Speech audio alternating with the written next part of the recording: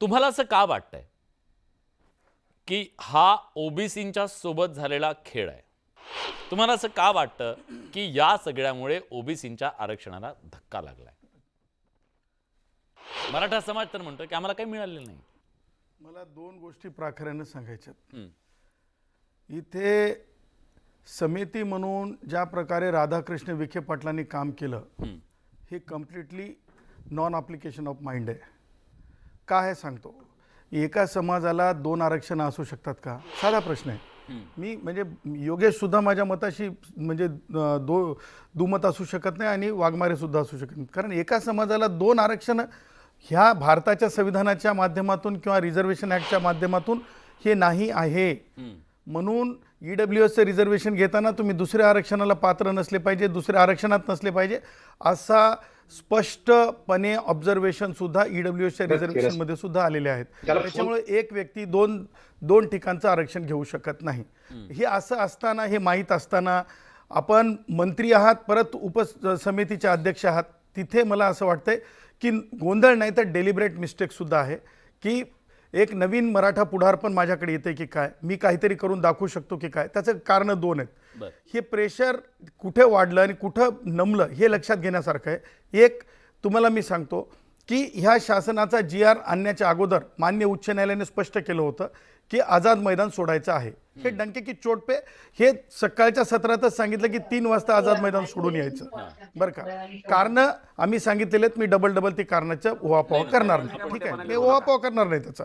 आता मुद्दा काय माहिती आहे का की हे माहीत असताना योगेशजी नो मी त्यांना सुद्धा आधीच सांगितलं, चर्चेला येण्याच्या पूर्वी सुद्धा सांगितलं, सगळ्यांना पुन्हा एकदा सांगतो. योगेश आपण बोलायचं सगळ्यांनी चर्चा करायची, आपण मुद्द्यावर बोल प्लीज. योगेश जर म्हणलं तर मी थांबतो. योगेश थांबू, बोलायचंय. कारण योगेश ॲप्लिकेशन ऑफ माइंड न बोलणारा मुलगा आहे. मी मानतो योगेशला, असं नाही बरं का. योगेश ॲप्लिकेशन ऑफ माइंड न बोलताय. माइंड नाही, ॲप्लिकेशन ऑफ लॉ सांगा.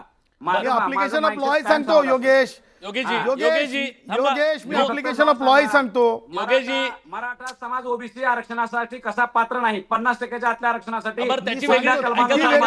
आता या GR वर बोलायला तो आपण. प्लीज माझी विनंती आपल्या सगळ्यांना नाही.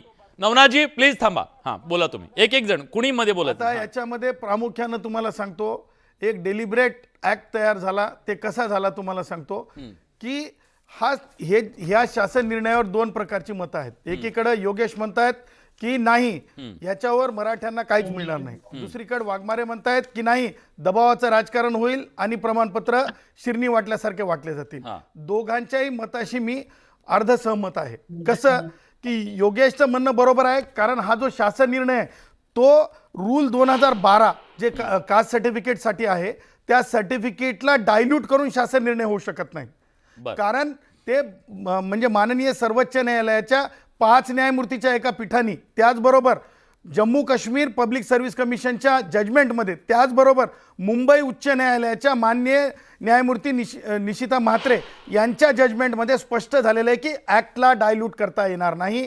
आणि हा शासन निर्णय ॲक्टला डायल्यूट करतो. म्हणून हा शासन निर्णय ॲट पर से म्हणजे ॲट द फेस हा अल्ट्रा व्हायरस आहे, नॉन ईस्ट आहे, अनकॉन्स्टिट्युशनल आहे आणि एन्क्रोचमेंट ऑफ पॉवर आहे आणि फ्रॉड विथ द भारतीय संविधान आहे, फ्रॉड विथ द कॉन्स्टिट्यूशन आहे. हे चॅलेंज होऊ शकतं. चॅलेंज नाही, याला लिगल सँटिटीच नाही. तुम्हाला सांगतोय जरंगेला परत म्हणजे म्हणायचं नाही, परंतु आईस्क्रेट आईस गोळा आणि कुल्फी देऊन पाठवल्याचा प्रकार आहे. मला म्हणायचं नाही. त्याच्या मागे 2 कारणं आहेत. विखे पाटलांचं राजकारण असं होतं की विखे पाटलांची जी लोकप्रियता आहे ती संपुष्टातच आलेली आहे. प्लीज हा ठीक आहे.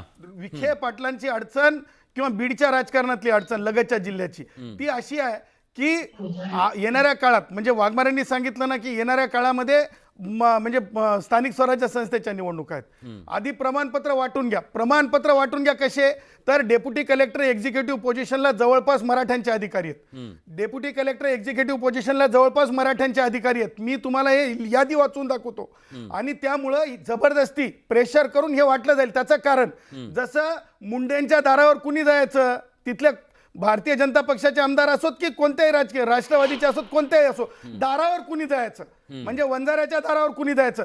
तसं जिल्हा परिषदचा सदस्य झाला, ग्रामपंचायतचा सदस्य झाला अदर दॅन मराठा, तर दारावर कुणी जायचं. हा दारावर जाऊ नको, मी मालक आहे, मी पाटील आहे, ह्या मानसिकतेतून ह्या निवडणुका 5 वर्ष 6 वर्ष जे आहेत त्यांना कुठेतरी आपल्या माणसांना म्हणजे ओबीसीचा जरी रिझर्वेशन आलं तर जिल्हा परिषदचा अध्यक्ष मराठ्याचा दिसल, त्याच्यानंतर ग्रामपंचायतचं जरी आलं तरी ओबीसीचा हो, बघा, अध्यक्ष सदावर्ते मराठ्यांचा साहेब. दिसल, खुला जरी आलं म्हणजे तर ते राजकीय मराठ्यांचं आरक्षण दिसेल. राजकीय आरक्षण सदावर्ते धोक्यात साहेब, येईल असं सदावर्ते तुम्हाला साहेब. ठीक आहे. मला शिवानंद मानुसे सर आपल्या सोबत आहेत.